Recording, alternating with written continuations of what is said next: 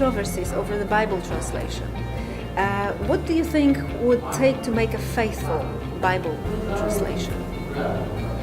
Well, faithful is something that needs explanation, of course, but I don't think there is such a thing as a faithful translation. The lecture today, that the grapevine metaphor or paradigm suggests that there is no possibility of rendering the actual sense of anything in another language.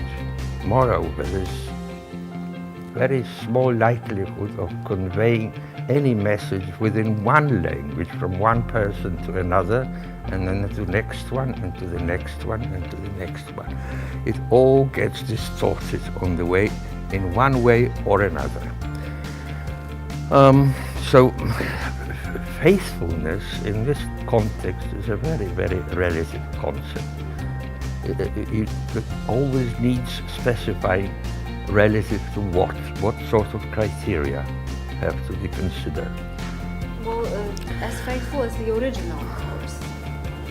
There is no such thing as the original version of the Bible, because what we read, what we get as books, is a kind of synthetic compilation from various sources, through various channels, with only one presumed ultimate author, that is God or the believers. And God knows what, in quotes, for non-believers. So how to deal with translation loss in the Bible?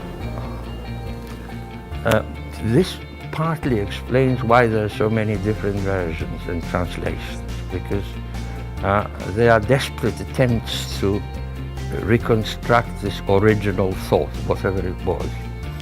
And each new generation of readers need to be explained all this anew.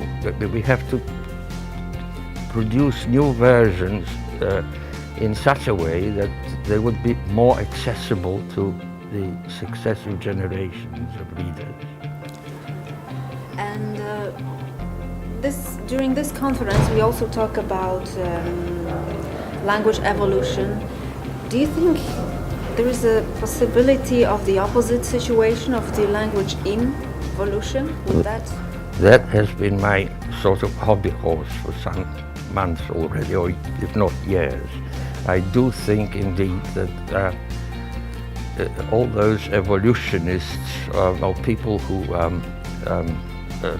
are involved in researching the origins of language, have data displayed in a sort of Arab-War way, in reverse.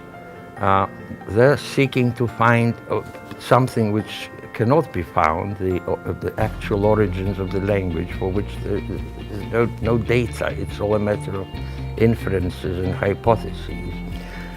Whereas what we are now seem to be observing is this involution, reducing language to some other forms of communication, which may be a kind of mirror image of what happened at the beginning. This is another hypothesis, of course, but if there is any if the possibility to access any empirical data, it's this sort of data which can be investigated here and now. If it in some way reflects what happened thousands of years earlier, is another matter, but maybe something can be inferred from this process of involution. Here's one question from a student. Which trends of linguistics are you most interested in these days? 50 years ago I would be ready with an answer. Today I am unable to answer this question. I don't think I'm interested in actual trends. I'm interested in various aspects of language, no matter what you call the ism that is associated with this aspect of language. And in my specific case, it's obvious now that translation studies and also axiology, axiological semantics. That is examining the relevance of theory of values to questions of meaning as reflected in language. So that's what I call axiological semantics. Well, there's one more, but probably this one requires an extensive answer. One of the students asked, why do we need humanities? Do we really need humanities nowadays? Or Yeah, only a kind of aphoristic answer is appropriate, kind of, we need humanities because we are human beings. Perfect conclusion for the interview. Thank you again. Thank you.